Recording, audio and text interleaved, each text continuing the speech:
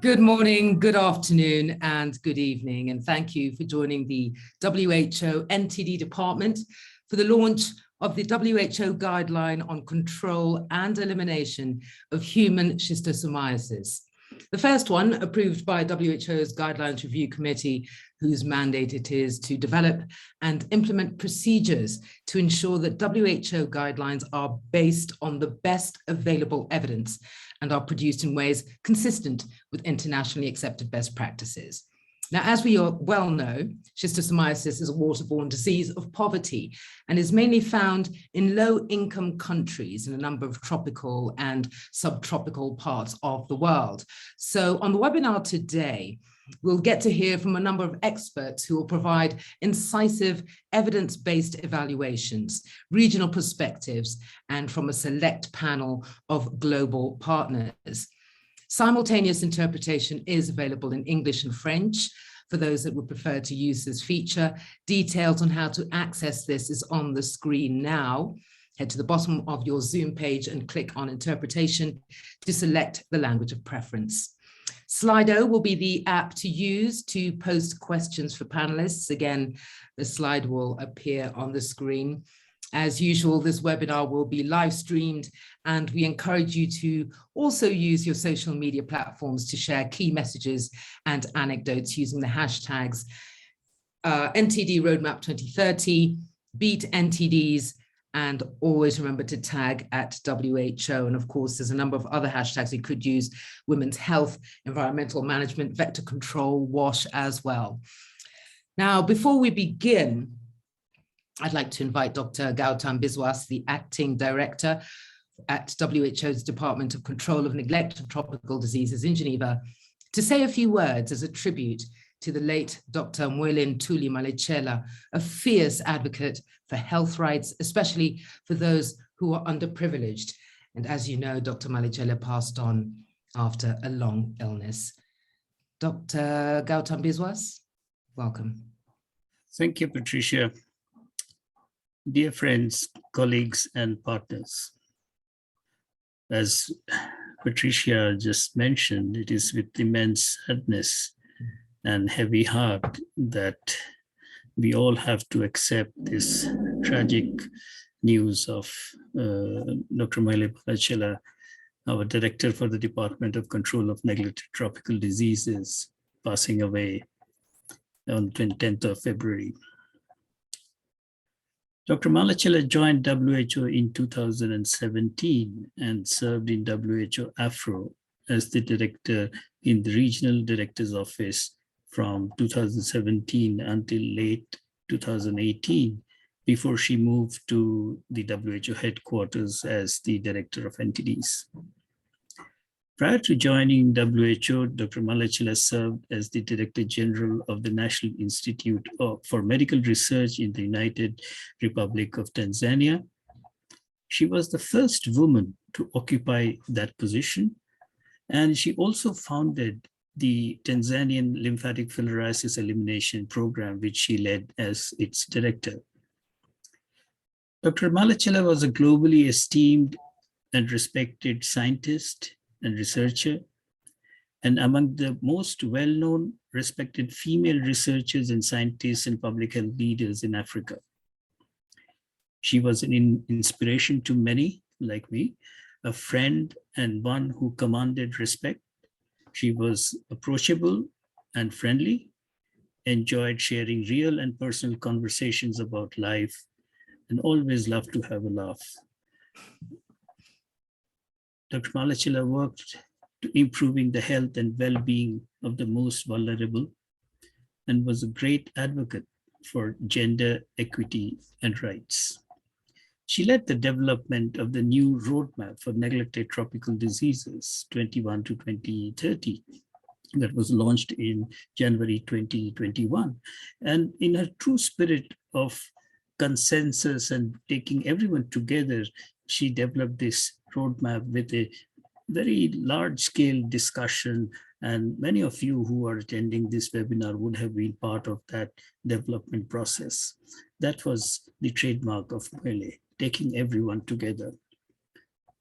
Those who wish to share memories of Moele, and I'm sure many of you have a lot, as she is known to many as Moele, and send condolences to her family.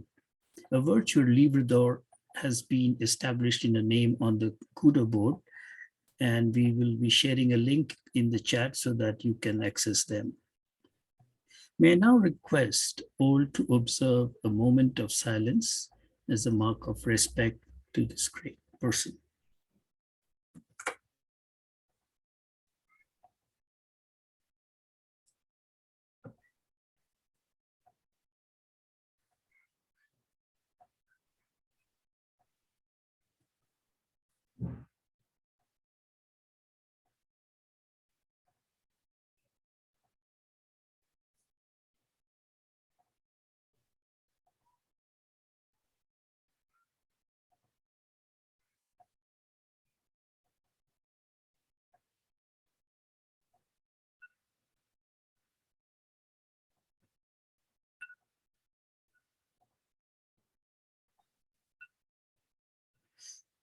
Thank you all in joining in praying for her soul.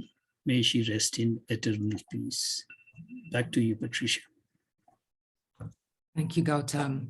And given the outpouring of cross-generational messages visible online, Dr. Moele has certainly inspired many.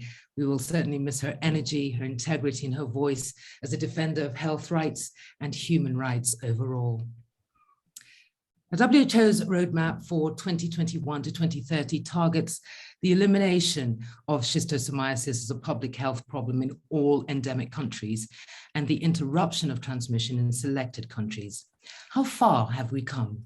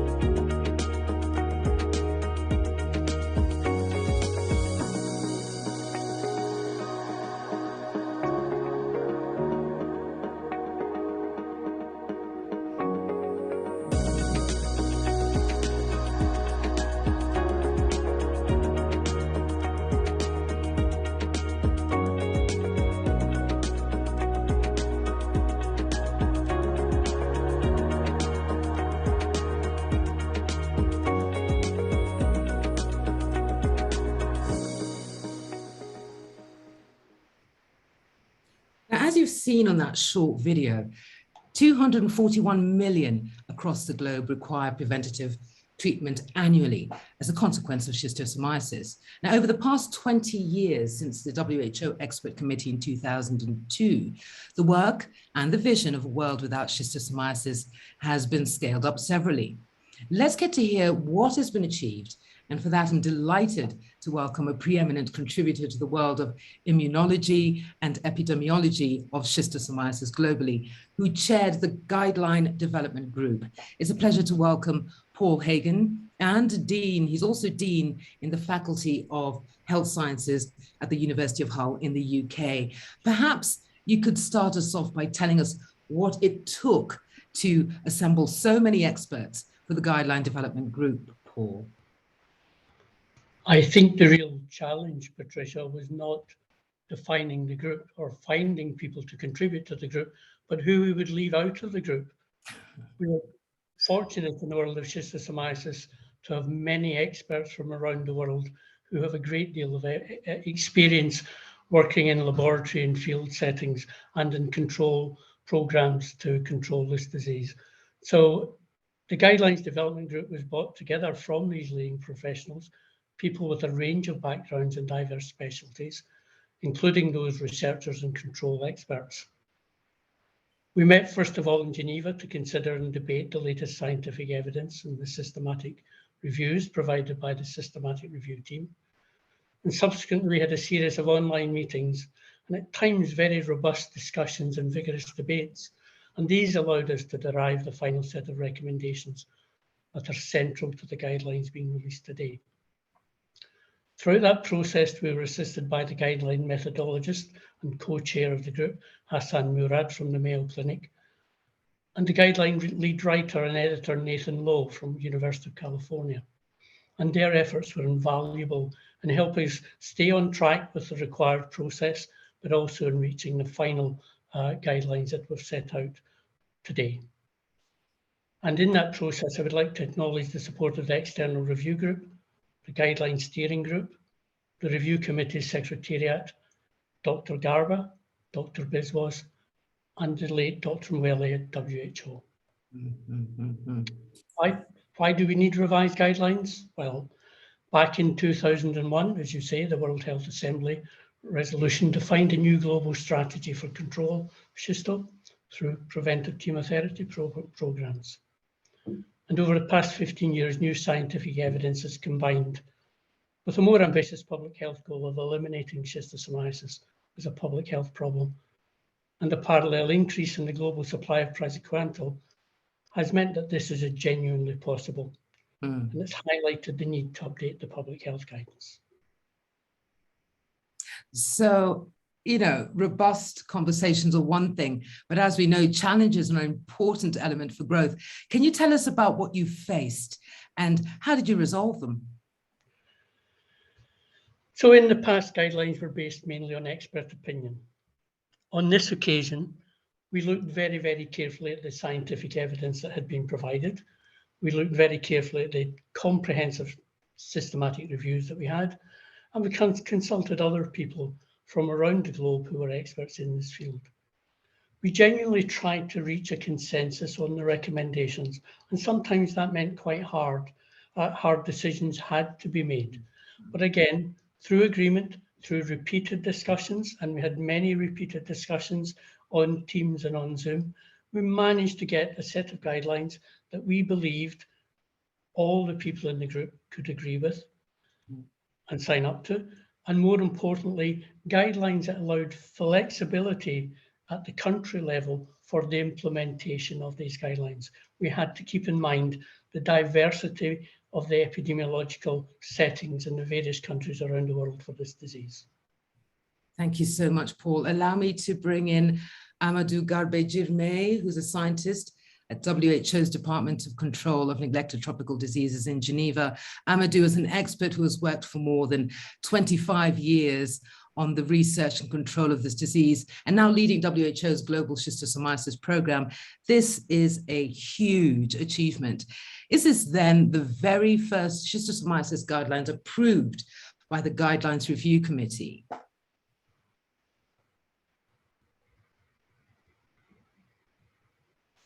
Amadou?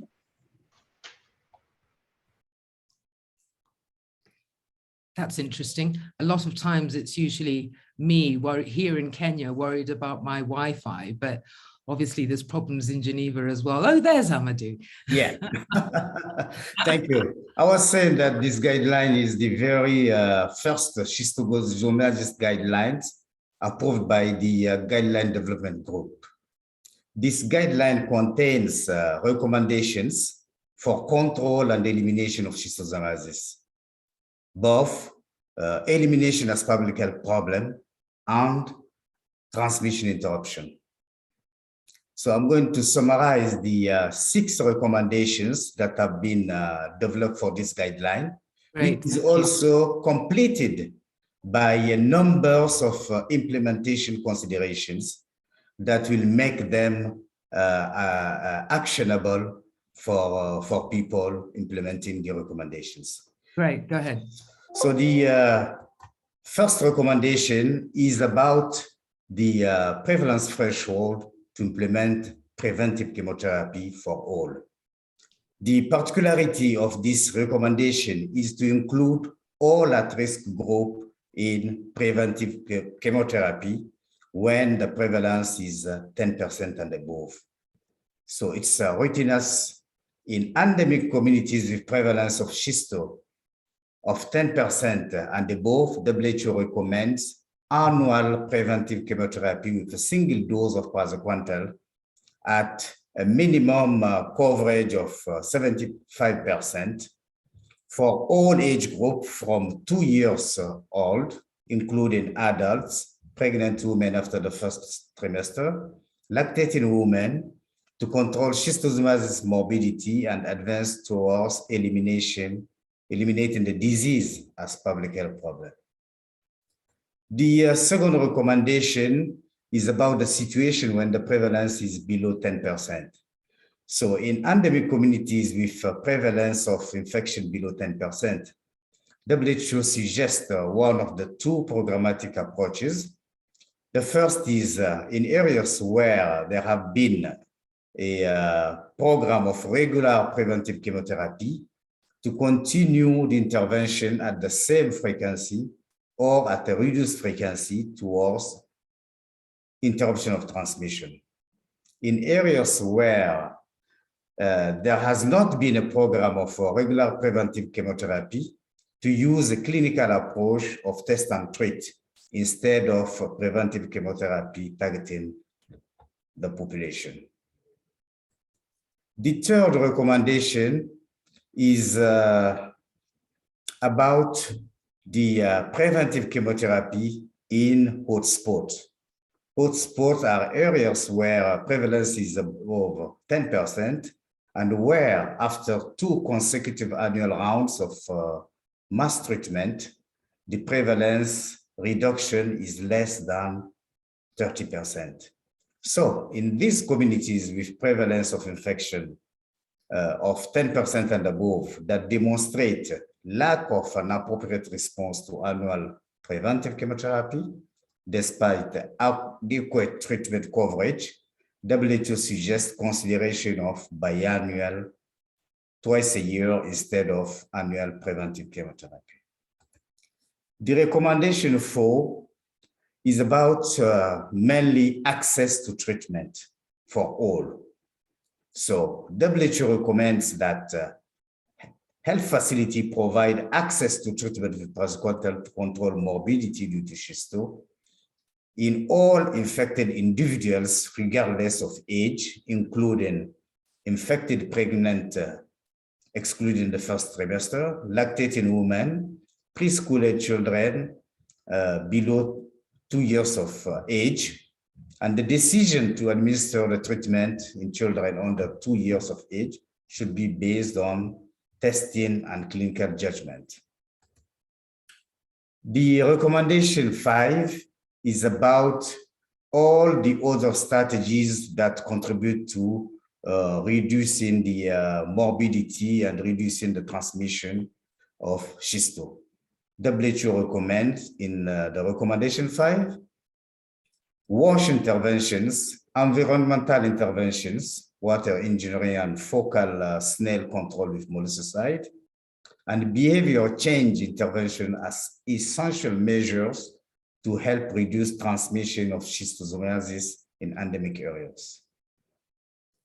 The last recommendation, the recommendation 6, is about the interruption of transmission.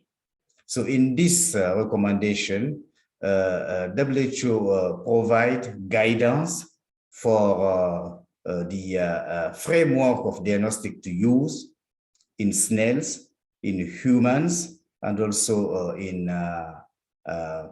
animals in order to assess the infection in community.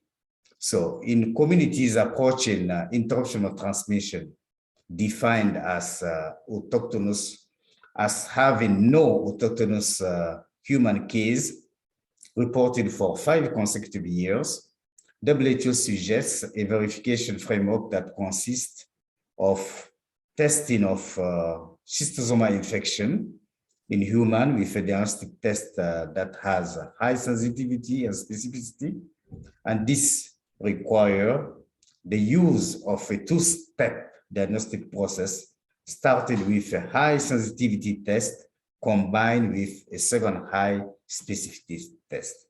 And this diagnostic process is the same for testing in for schistosoma infection in snail, but also testing for schistosoma infection in non-human animals. Thank you.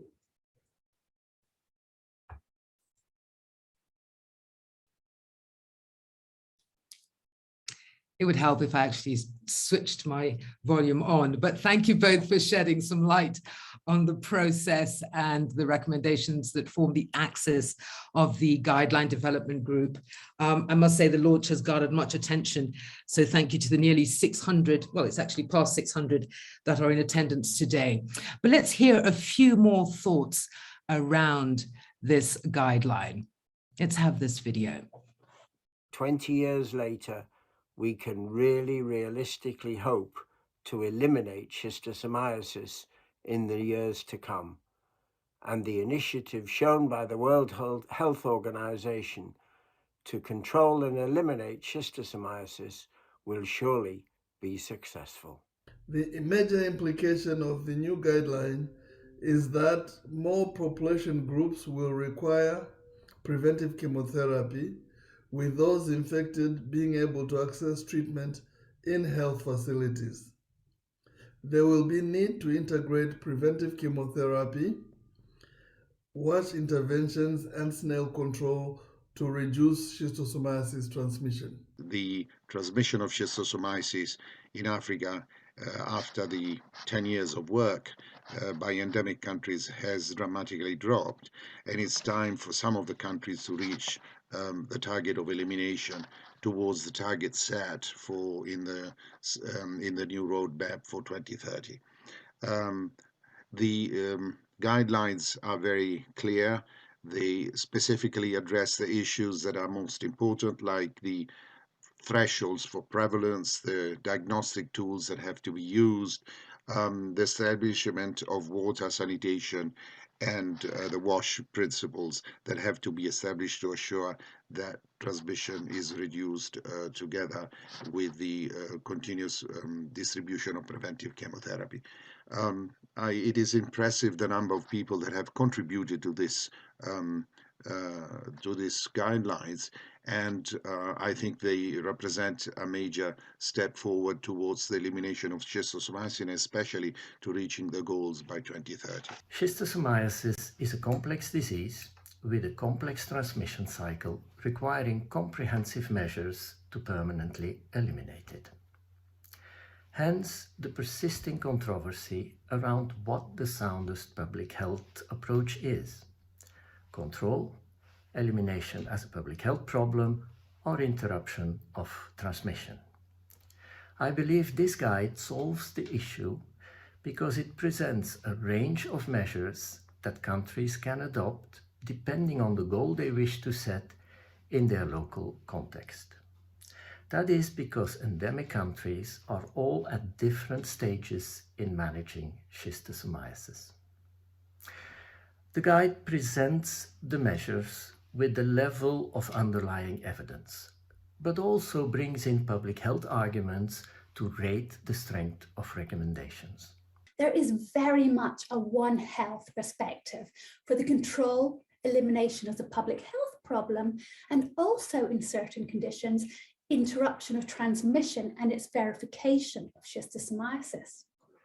Furthermore, these new guidelines appreciate that zoonotic schistosomiasis is not simply a challenge for the endemic countries of Asia, but through a range of strategies from host switching to hybridization, can present real challenges for schistosomiasis control globally. And this heightened awareness and the documented here next steps in terms of calls for improved diagnostics for animal schistosomiasis and their methods and mode of application has already been set in place with the recently initiated WHO operational manuals, which complement these revised guidelines. Transmission of schistosomiasis has a critically important environmental component, and aquatic environments around the world are experiencing a multitude of changes and challenges, some of which will surely affect the snails that are key to perpetuation of schistosome existence.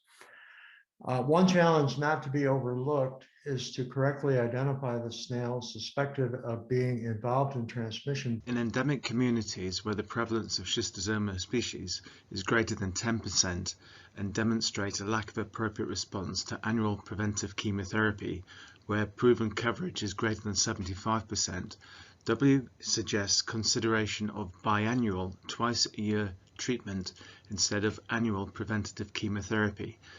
This is MDA given across all ages and justified on the histories of acceptability, equity of access to treatment, as well as logistic resourcing. The impact of schistosomiasis in pregnant women is twofold. It affects the health of the mother and that of the unborn child. Blood loss during the excretion of schistosome eggs can lead to anemia. In addition, the localization of schistosome eggs in the female genital tract also leads to contact bleeding and facilitates the transmission of HIV and other sexually transmitted diseases. Anemia during pregnancy can increase the risk of lower birth weight, newborn mortality and morbidity, stunting and wasting. With the updated WHO guidelines, now means that we have the evidence-based tools for accelerating schistosomiasis control across all the age groups. Monitoring and evaluation is a critical element of the new WHO guidelines for schistosomiasis. Health ministries in endemic countries will need to determine through epidemiological surveys whether communities are above or below the 10% threshold for decision-making on interventions, in addition to the detection and monitoring of persistent hotspots of infection. The routine monitoring of safe and adequate rounds of preventive chemotherapy will be needed to ensure quality programs. We need to understand that after the fight against hunger, the implementation of safe drinking water, sanitation and hygiene wash are crucial to human health and well-being because in addition to contributing to the reduction of transmission rates, it strongly contributes to increasing the dignity of people and the quality of life of communities. The snail control is one of the important components in the control program. In particular, snail control intervention can not only reduce the transmissivity of the disease, but also trigger the multi-sectoral cooperation performed under the One Health framework. I also would like to suggest to develop a faster and sensitive approach, such as the LAMP methods, to detect the infected snail, which could help our M&E process. It is also as an indicator for the better guiding the focal snail control. Absolutely wonderful to have so many experts contributing to the video we just watched. A perfect time to hear how this translates on the ground and the changes implied for program implementers. So in this second session, representatives from WHO's regional offices will be speaking, and I'll begin with Aya Ajima, Regional Advisor, Neglected Tropical Diseases, WHO Regional Office for Southeast Asia, based in India. Aya, always a pleasure to see you amongst us, but this time wearing a different hat as you now moved to New Delhi, India, in your new role as Regional Advisor for NTDs. How would you describe the schistosomiasis situation in the Southeast Asia region of WHO?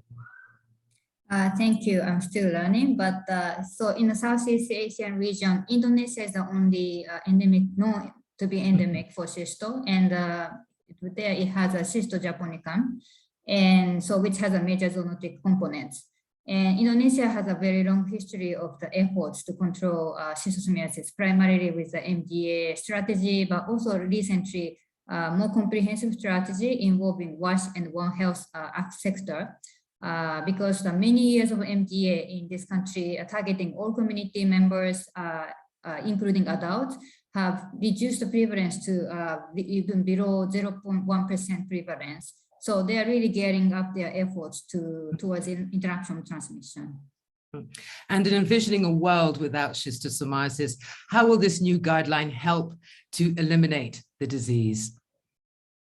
While it provides additional guidance and also evidence base for our strategies, particularly for control setting, it clearly demonstrated the need for more robust evidence for countries in a near elimination setting, particularly for Asian schistosomiasis. So this guideline will drive us more to advocate and also facilitate for more operational research to advance our knowledge to accelerate elimination, and specifically determining the methodology and additional diagnostic tools for the pre-elimination surveillance, and also when and how to safely scale down MDA, and also assessing properly the impact of WASH and One Health intervention that has been clearly demonstrated in this guideline. in international transmission. As listed also in the end of this document, there is a priority operational research needs. So this will guide us to facilitate this forward.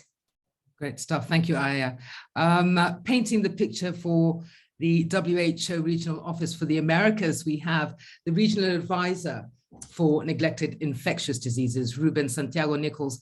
Welcome. In the Americas, there are some countries that have made tremendous progress in controlling and eliminating many NTDs, including schistosomiasis. Santiago, tell us, what is the current situation in terms of prevalence? Well, thank you very much. As you probably know, or most of you probably know, schistosomiasis was introduced into the Americas with the slave trade from Africa, as well as other neglected tropical diseases such as onchocerciasis and lymphatic filariasis.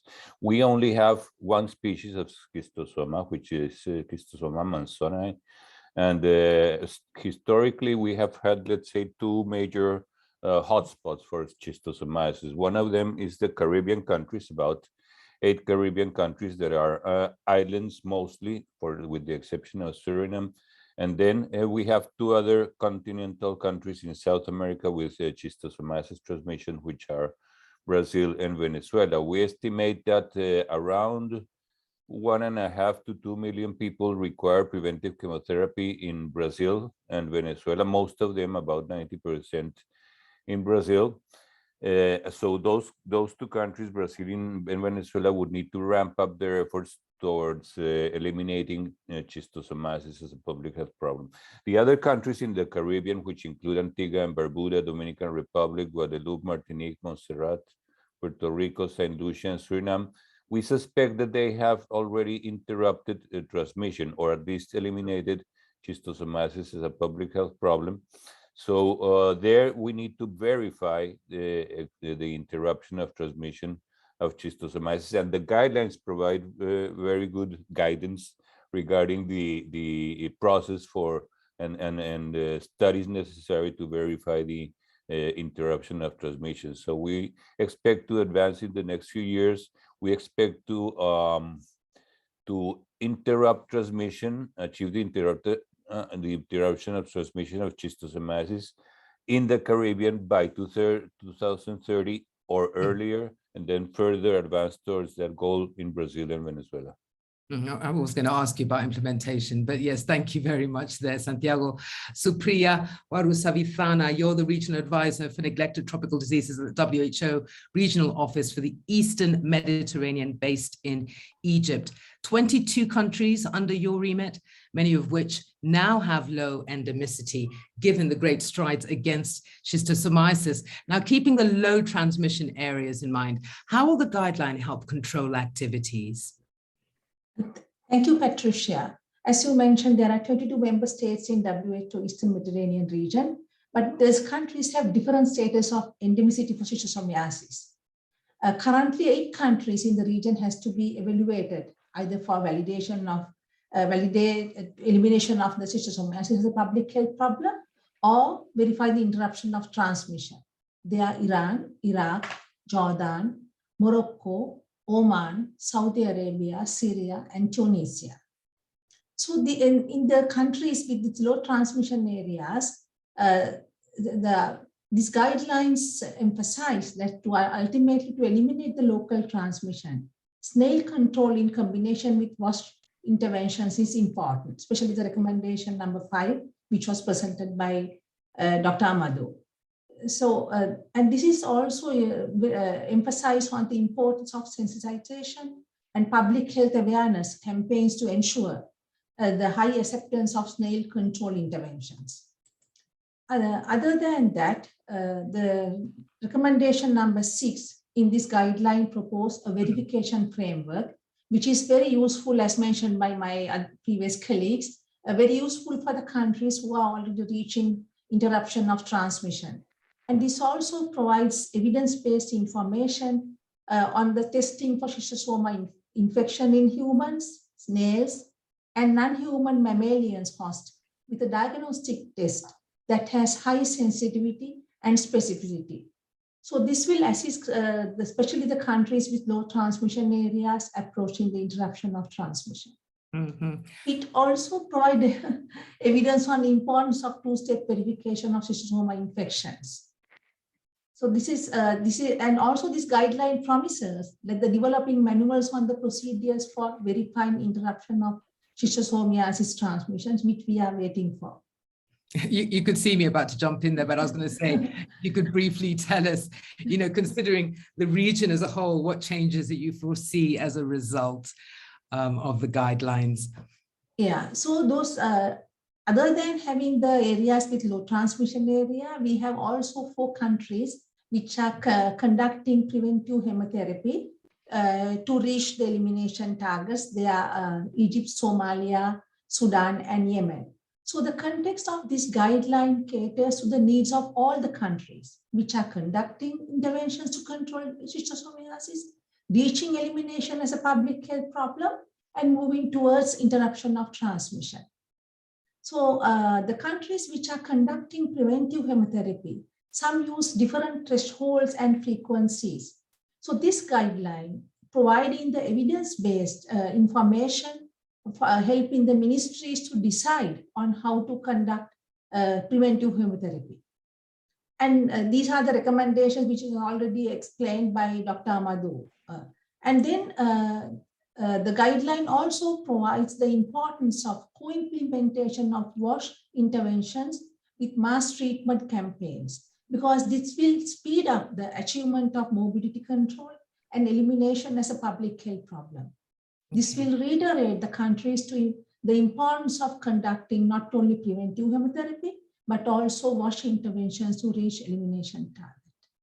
Thank you so much, Supriya. Let's hear from Sung Yi, who's a consultant for NTDs at the WHO Regional Office for the Western Pacific in the Philippines. What is the schistosomiasis situation of your region, Sung Yi? In the Western Pacific region, we have Schistosoma mekongii, which is endemic in Cambodia and Laos. We also have Schistosoma japonicum in China and Philippines. The region has a long history of the fight against schistosomiasis, and we have made significant progress over the years. And in many of communities, the prevalence already have reduced below 1%, which is a huge progress. Yeah. However, with poor sanitation and persistence of animal reservoir, which made rapid resurgence of infection and continuation of transmission. So we now know that preventive chemotherapy alone is not sufficient to interrupt transmission. We have seen many examples. For one instance is in Laos, there are communities where we managed to stop MDA, but after a few years, the prevalence level again over 1%. It's because that the sanitation has not been changed, and we now know that One Health approach also with WASH interventions are very important. So countries like Cambodia and Laos, we promote a community-led initiative to eliminate schistosomiasis with especially water sanitation and hygiene interventions, which is very highlighted these days. Now, local adaptation is key. How are you going to facilitate the use of the guideline? We really appreciate the availability of this new guideline, and it has detailed recommendation for implementing preventive chemotherapy. And also, it also has recommendations for WASH and chemical-based snail control interventions. But for local adaptation, we also need to pay special attention because there are unique nature of Asian schistosomiasis. For instance, in areas endemic for Schistosoma mekongii, snail control is not considered feasible because the snail host inhabits the flowing Mekong River, and so that makes the snail control is not very much feasible. And for the elimination of Japonicum, snail control through ecological If necessary, chemical methods should be prioritized in most high-risk areas. But some areas like Pilifin, this chemical is not allowed to use. So there are variations according to country situation. So for the adaptation, local adaptation of this guideline, for the local translation, we are planning to have webinars and workshops for consultation with national experts. And we will also welcome the manuals to come, which will be developed further particularly for mapping and impact assessment surveys and the procedures for the verification of interruption of schistosomiasis transmission. Sounds very good. Thank you, Sunyi. Pauline Winsey, you're a medical officer with SPEN for the WHO Afro region. And with the African region carrying the highest level of prevalence, how do you plan to disseminate and use this new guideline among program managers and other contributors to the program? Thank you, Patricia. Indeed, ahead of coming to this meeting, we already had widely circulated this guideline. Great. And our partners and program managers have already been reviewing what it means for them and for their master plans, which they are developing at the moment. And starting right away after this launch, the Africa region will be preparing for training sessions where we will come together with the schistosomiasis program managers and implementing partners to begin to unpack the guidelines to the individual needs for each countries and each of the settings, and how these can be reflected in the NTD roadmaps and schistosomiasis country level strategy documents. And notably, just to add on to that, SPEN has already been preparing with the tools, especially data tools, to make the needed projections for the needed medicines and community level resources for adjusting strategies to align with these guidelines. And this is also part of the dissemination, which will be continuing.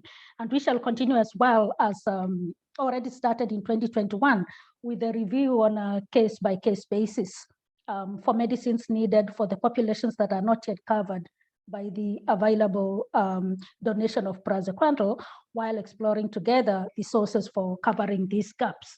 And so, you know, for adults, for women of childbearing age, and for preschool age children, and especially where such gaps can be covered from domestic resources. Yeah. So, so all of these discussions will be part of, you know, unpacking the guidelines and dissemination among the partnerships. And of course, capacity building is critical to eliminating this disease. Will this new guideline help accelerate this activity? I'm sure it will. Yeah, sure, definitely. You know, this the guidelines come at an opportune time for the Africa region, where, you know, we have all the countries at very different stages of their programs in terms of achieving the elimination goals. Indeed, we have two countries that are only this year beginning to start their mass interventions, you know, South Africa and Equatorial Guinea, and therefore the first recommendation on, you know, treating every year an intensified approach, you know, will allow these countries to catch up faster. And so it is for the 30% of the countries that need scaling up geographically, and the 60% mature programs that will now need to expand to other populations. And we have two countries as well that need to, you know, verify the situation in Algeria and interruption in Mauritius. And so you can see in all of these different settings and different capacities and skills will be needed. And therefore we'll be looking to expanding our roster of experts. So I encourage everyone to really sign on when they see that circulated again. And we will be looking to expand the trainings and cross-learning among the partnerships, especially now in this era where you know, online learning has become normalized. Yes. Thank you. Thank you so much, Pauline. Now we have got so many questions that have come in at the moment, and I'd like to ask Paul and Amadou to also be available to answer. In fact, the first question goes to Paul. How can this guideline help to address One Health concerns? Paul. If you could unmute yourself, please. Thank you very much. As we've already heard, the recommendations are offered to support the treatment of humans. It also provides a range of activities around the diagnostics of schistosomiasis in animals, in domestic animals, and in non-human primates and other mammals. So if we're going to look at that One Health concept, and we absolutely, if we're going to eliminate schistosomiasis, we need to tackle every animal in which you find schistosomes, people, snails, and other non-human species. So in terms of that One Health piece, we've got it covered. You've got it covered, hey? Okay, another thing, but this one is for Amadou, actually. Treatment of pregnant women has always been unclear. Is this guideline clear enough? Yes, yes, I think pregnant women is a group of person at risk for schisto. And with these new guidelines, it's clearly recommended to treat pregnant women from the first trimester. Yes. Yeah. So only the first trimester pregnant women are excluded from treatment. Okay. And this aligns with the other preventive chemotherapy recommendations, such as for salt-transmitted ailments or the recommendations for treatment of tinnitus. Okay, thank you very much, Amadou. A question for you, Pauline. Is preventative chemotherapy with praziquantel still the mainstay of WHO elimination strategy in the Afro region? Pauline? Yes, thank you, Patricia. This will continue to be the mainstay because, you know, many of the programs are still very, very young.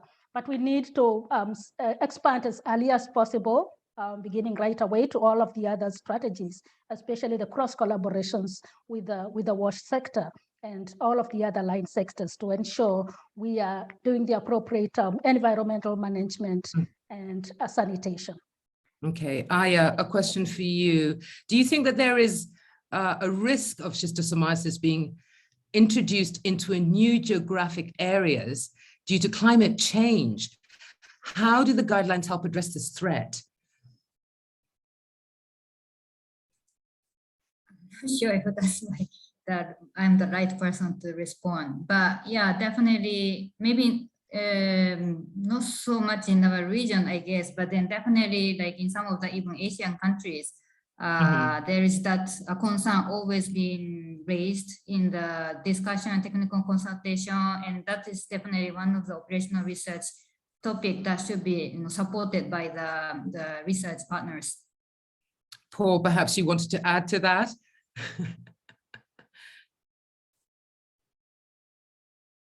Unmute.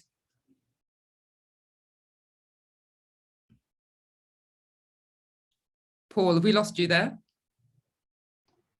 If you could unmute. Yes. So, yes. So in regard to climate change. And I think there is always that risk, and it's something that we hope the monitoring programs will pick up as the climate does change, and it has already changed. So this is something we have to be acutely aware of. And the monitoring and evaluation programs that have been described as part of this control and elimination effort will be critical to maintain that surveillance and make sure we remain on top of this disease. Okay, one final question, which I'll take, even though we're running a little bit late. Supriya, how will snail control feature in control and elimination? Actually, these guidelines emphasize the importance of co-implementation of the snail control with the implementation of the mass drug administration and other behavior, also the joint with the behavioral change interventions. So these guidelines with the evidence demonstrate that the importance of snail control and the control methods also. Thank you so much, Supriya, and thank you to all the WHO regional experts. There were so many questions, it's just that we don't have time and I've got to be the timekeeper. But you've all provided us with a clear frame of reference. We have collated some perspectives from a number of program managers as well, which we'll now share with you for some added context. The evidence-based recommendation provide this guideline will be useful for use to accomplish schistosomiasis morbidity control and also as a public health problem. So we will adopt the guideline to country contacts and implementation the recommendation to reach our elimination target. So far, it was difficult for countries to justify the need to intensify and expand treatment beyond school-age children. The new WHO guidelines solve this problem and provides more flexibility to countries to develop, based on disease epidemiology, the best strategy suitable for their objectives and vision. Nigeria being one of the schistosomiasis endemic countries in Africa, we are ready and 100% committed to the adaptation of these very strategic documents. I will facilitate the dissemination of these important documents to the in-country stakeholders so as to provide proper guidance for program implementation. This new guideline will be useful and provide benefit to all member states to meet the 2030 target in timely manner. From Indonesia's side, this guideline is launched is a perfect time because we are currently reviewing and revising our national roadmap to be in line with the latest global NTD's roadmap. Technical advice from experts and scientific evidence that are accommodated in the new schistosomiasis guideline will be adopted and incorporated in our national roadmap. All necessary input into the benefits of the guideline. From aligning national roadmaps, we also heard mentioned there how the guideline will allow in-country managers with the evidence-based justification to expand their programs towards achieving the 2030 targets. Thank you all for your insights. Okay, let's now hear from a selection of partners, pharmaceutical companies and donors about the type of support required from their view. Joining the conversation are David Rowlandson, who's the Director of Global Schistosomiasis Alliance based in the UK. We have Wendy Harrison, Director of SCI Foundation, also in the UK.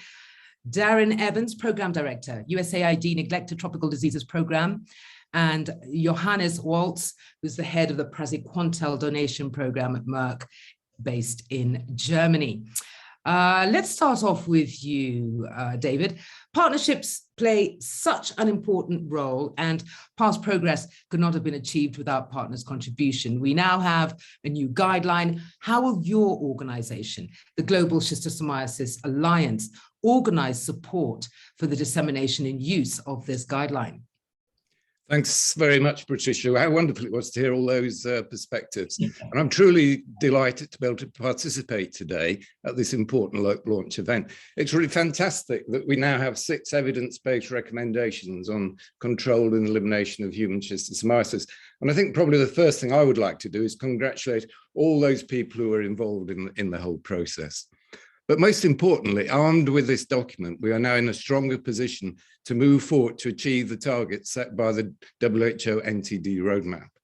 As we heard, the new recommendations will provide greater clarity to the administration of preventive chemotherapy, expanding treatments to all age groups from 2 years old, will encourage health facilities to provide access to treatment, will promote WASH and environmental interventions, snail control and behavior change, and really emphasizing that an integrated approach is essential to achieve the elimination target. GSA is totally committed in supporting WHO activities and the schistosomiasis community We're proud of the depth and breadth of the discussions that take place within the Alliance, not only identifying current gaps in understanding, but also leading to new investigations and outputs and wider discussions on practical aspects and logistics of health programs. As the guidelines and recommendations are rolled out, there will surely be questions and new challenges ahead, perhaps in relation to available treatments and reaching populations in need. But by working together, it's surprising how much can be achieved and how we can implement change and fill some of the gaps that Pauline just mentioned. By acting as a platform for dialogue and knowledge exchange and working with numerous partners, GSA aims to hasten the journey to reach the WHO endpoints. We have working groups and work streams on topics ranging from M&E, diagnostics, engineering, snails, behavior change, research, implementation. We have a strong and growing community of practice for people concerned with genital schistosomiasis. We have a number of experienced GSA ambassadors who advise us and promote in-country and between-country exchanges. So with over 300 participants across our groups, GSA can help explore challenges, promote collaborations, and most importantly, increase awareness within the NTD space and beyond. We will use our website and outreach activities to keep everyone updated and involved as we move forward with the new recommendations. If you're not already signed up, please do join us via the GSA website.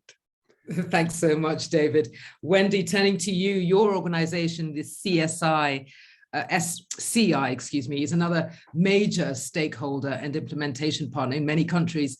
What support do you think SCI and other NGOs could provide or should provide to achieve the goals set for schistosomiasis in the new NTD roadmap?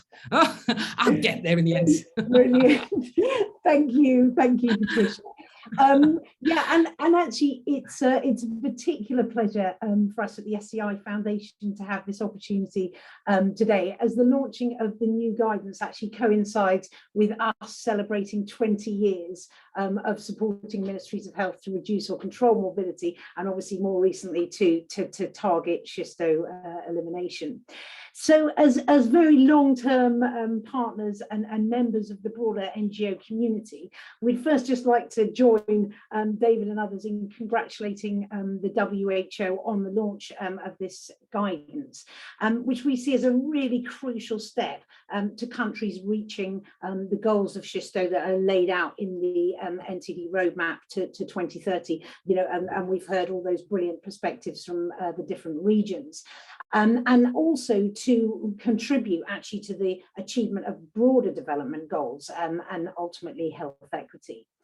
So going forward, we see really three key roles for NGOs in supporting the operationalization of these guidelines. So firstly, to be really responsive to the needs of countries as they aim to incorporate this guidance into their national strategy. And there needs to be a focus on knowledge exchange between partners, including effective communities, to really ensure that the technical expertise and the appropriate evidence for decision making is available to implementation of these effective and very context specific interventions. And obviously we've heard about that importance of adapting to context. So also central to this is going to be assisting in the coordination across different parts of the health system and also sectors outside health. And several of us have mentioned, obviously, the recommendation 4 clearly outlines that need for treatment and care of morbidity in health facilities, and also recommendation 5 that really highlights that need for water and sanitation, environmental and behaviour change interventions. Secondly, I think with partners from academic institutions, really to support the further operational research that several others have also mentioned that's needed to really fully implement the guidance. So I know that many of us on this webinar are already engaged in many of these activities, such as development of protocols for precision mapping that allows for more targeted interventions, for more effective use of the existing resources, for monitoring the evaluation frameworks that are absolutely crucial for guiding impact, and for further guidance on the water and sanitation and the management of other animal hosts that contribute to zoonotic transmission, that are all obviously absolutely essential for reaching elimination. And I guess finally, and possibly representing the greatest challenge, to support countries in advocating for sustainable funding to support these comprehensive strategies. So reaching elimination obviously is a long-term investment, and it requires spending, as we've heard, on interventions outside of preventive chemotherapy. We know that the body of evidence on the cost benefit of these comprehensive approaches is still developing, and the timeframes over which we need to assess this may be unattractive to some funders. Although we must obviously realise to reach these goals set out in the roadmap that are supported by this current guidance, we really must work with ministries to support novel funding mechanisms that are sustainable and brings together multidisciplinary partners from human, animal and environmental health sectors. And NGOs really may have a role there in facilitating the creation of consortia of investors that will be able to support this comprehensive set of interventions.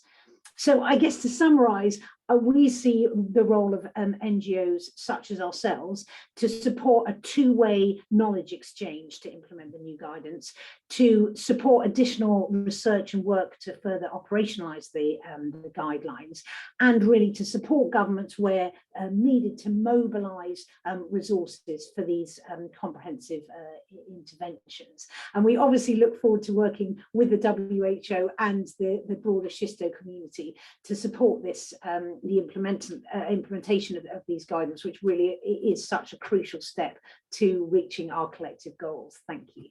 Of course. Thank you, Wendy. Darren, let me turn to you. USAID is one of the major donor agencies supporting NTD programs. What support could USAID provide to countries for the implementation of the recommendations of this guideline? Thank you, Patricia. First, let me congratulate WHO on the release of these new guidelines. It's really been fantastic to hear the progress being made in countries and the regions around the world. And I think these are going to go a long way towards helping achieve many of the goals that have been set out. The new guidelines provide tremendous opportunities for expanded treatment of both subtle and crude morbidities in populations that previously were not thought to suffer from such conditions. It also allows opportunity to increase drug pressure where high force of infection exists, particularly in those few communities or select countries where transmission interruption might be feasible. As Dr. Hagen had said early on, the new guidelines allow greater flexibility at the country level, and that's important. WHO guidelines today are not what many of us think of when we think of guidelines historically. They are not manuals that provide step-by-step instructions to national programs on how to implement strategies, but rather they're a series of recommendations weighted by scientific rigor and strength of that recommendation. As such, it's going to fall on those countries and the global community to determine how best to apply these new recommendations and how they will be operationalized, and to consider the far-reaching implications that may bring. There is, of course, only a limited number of drug available through the generous donation made from Merck, and a clear method for prioritizing the inevitable deluge of drug requests is going to be needed, and clearly communicated to countries as they try and make decisions on where to apply these new efforts. Mm-hmm. If the purpose of mass treatment is to control or prevent morbidity, understanding better how these treatments can target acute versus chronic conditions, particularly in mature programs, are going to need to be understood more. Given, as Wendy had alluded to earlier, the dwindling support for schistosomiasis programming, understanding how advocacy, sustainability, and domestic resource mobilization are going to be prioritized to ensure long-term support need to be vocalized.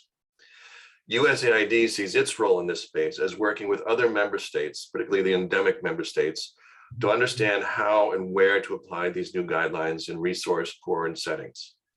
In 2016, the onchocerciasis program was the first NTD disease to go through the WHO guideline development process. We've spent much of the last 5 years working closely with countries, NGOs, and the research community, as well as WHO, to better understand how best to apply these guidelines in the field. We must now work together to understand how to apply these new guidelines for schistosomiasis control and elimination in a manner that will be both effective and efficient and assure that the short, medium, and long-term goals of the global strategy are met. On a final personal note, I would just like to say that my condolences to everyone on the passing of Dr. Mwele. She was a fantastic friend and colleague. Thank you.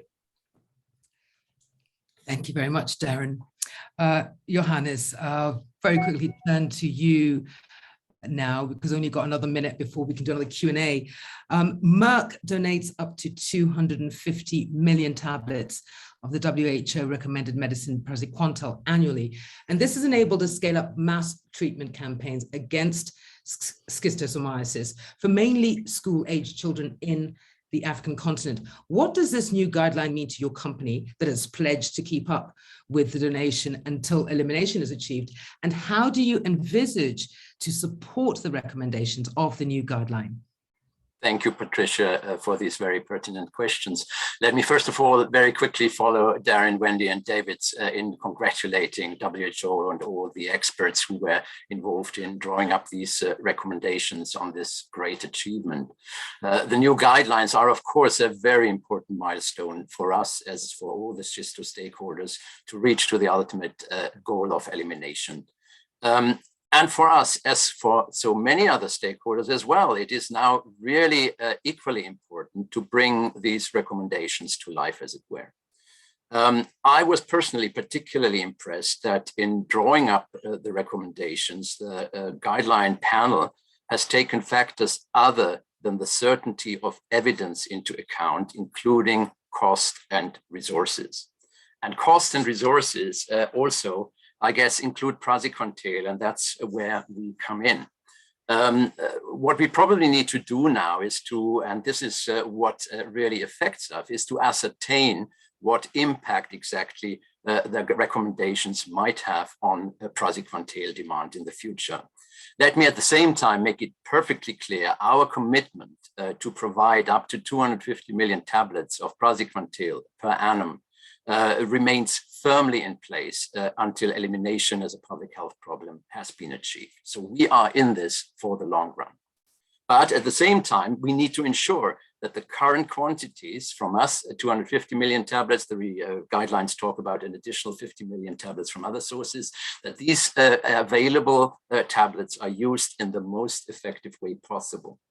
And there we have many tools which are coming up, whether it's precision mapping, whether it's a future RDT, all these tools will help us to ensure that the tablets are used in the most effective way, and that the access to treatment is facilitated to as many people with the tablets available as possible. Now, how do we envisage to support the recommendations, Patricia, of the new guidelines? Well, I already mentioned, we are in it for the long run. We will continue to supply the 250 million tablets per annum, focusing on school-age children, but opening up and having more flexibility when it comes to adult treatment. And of course, we will have within a year or two the new pediatric formulation to cover preschoolers. So we will be able to cover the whole age range of schisto patients. Let me also add that under our integrated schisto strategy, schisto elimination strategy for that matter, we increasingly support WASH, behavioral change interventions, which in turn support recommendation 5 of the guidelines. So just to sum up, we welcome the new guidelines as an excellent step forward in the fight against schisto, and we look forward to doing our bit to fulfill the ultimate purpose of the recommendations, which is of course no more or no less than the elimination of schisto as a public health problem and as interruption of transmission. Thank you. Thank you so much, Johannes. All very positive, it has to be said. Let's start with Wendy, with the questions coming in at this moment. How will this guideline help address WASH? I know this has been mentioned severally, knowing it's a huge problem in sub-Saharan Africa. Thank you. Yeah, it is clearly a really important kind of area. And, you know, I think the key issue really is around the coordination. You know, I think we appreciate that there are many organizations that have huge experience and reach in the WASH sector. And actually, we, from the sort of disease control perspective, really need to work with our colleagues in those very experienced and, you know, well-resourced organizations around how we can most effectively coordinate and target interventions really for benefit, you know, obviously of reaching global schistosomiasis goals, but also obviously all the WASH goals also. And as we know, across the NTD community, you know, a lot of work has been done around developing those joint indicators and, you know, having very clear guidance around how best to coordinate closely with you know, the water and sanitation sector. Thank you for that, Wendy. A question for you, Darren. How do we sustain political momentum towards elimination when the last mile is the hardest? An excellent question with not an easy answer. I think a lot of it has to do with education, but also identifying those key players higher up in the government and understanding what is their motivation. And that really is a huge asset in the fight for sustainability of NTD programs. I think as we move forward, identifying those champions in government and policymakers is going to be one of the major activities for ongoing support. Thank you, Darren, for at least attempting and going for that question. Johannes, we've got a question for you. Would Merck consider donating more praziquantel given new recommendations such as that biannual MDA is now recommended for areas reporting treatment failure? Well, that's a question which we might expect, particularly with the new guidelines in place. I think we will have to stick to the 250 million tablets ceiling, which we have in place. But as I mentioned, I think there are plenty of opportunities to increase the effectiveness as well as the efficiency of the praziquantel, which is being provided at the moment. And as I said already, we also have the new age groups being covered in the future. Thank you very much to all our expert panelists for joining us on that discussion. Unfortunately, that's the only time we have for questions to be fielded at this time. So Gautam, I would like to turn over to you. This is quite the milestone, isn't it, Gautam? Oh yes, definitely. And I think this was a guideline that many of us and our partners and stakeholders are looking forward to. And finally, it is there. So I'll just kind of try to recap much of what is being said, and pardon me if some of it duplication. It is said that as you repeat things, it kind of gets assimilated better. So to start with, I will just remind all of us that in the new roadmap, the target for schistosomiasis is its elimination as a public health problem globally, that is from all the 78 or so countries by 2030.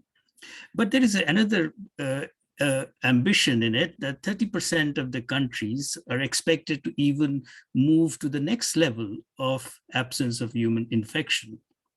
And as we heard, this guideline provides evidence-based recommendations in the areas of prevalence thresholds, target age groups, and frequency of preventive chemotherapy, establishment of wash and snail control activities, diagnostic test usage for the assessment of schistosomiasis infection in animal reservoirs, in snail hosts and humans. While implementation guidelines for schistosomiasis were based mainly on expert opinion, that was in the past, and I think Professor Hagen alluded to in the beginning, this guideline was developed in 2021 in accordance with the WHO's criteria set for guideline development, and it is based on the best evidence available to the guideline development group. That is the group of experts who decide or make the recommendations. And 9 commissioned systematic reviews were done to provide the evidence for reaching the recommendations in the guidelines. And I would like to take the opportunity to thank all the contributors, individuals and institutions that provided access to the databases, mainly SCI Foundation, SCORE, Natural History Museum of London, Swiss Tropical Health Institute, and others, and the support to those reviews. Also, a big thank you to the members of the Guideline Steering Committee and Guideline Development Group, and a special thanks to Dr. Garba in steering the overall process. During the process, it was, however, noted that in some areas, there was limited evidence in reaching many of the decisions, and these merit further research. And this is also what some of the experts alluded to in their discussions.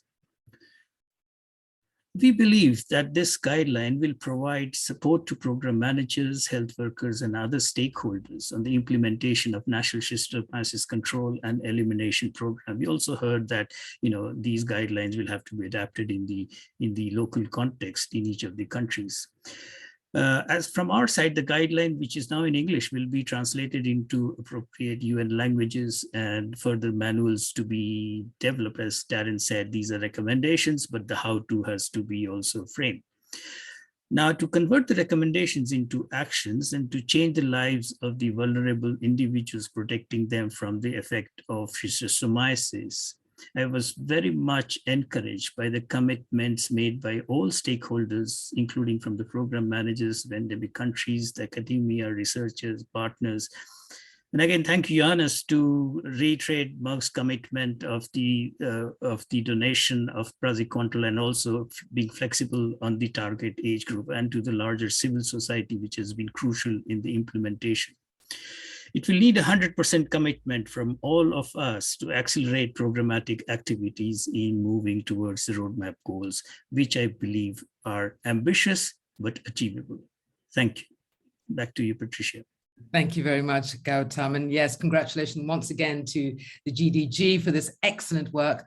Our aim is that with the upgraded guidelines now available, large-scale treatment coupled with access to safe water, improved sanitation, hygiene education, and snail control will allow us to see a marked improvement in the lives of the populations most at risk, bringing WHO's vision for a world free of schistosomiasis as a public health problem by 2030. Thank you all for joining us. We'll see you soon.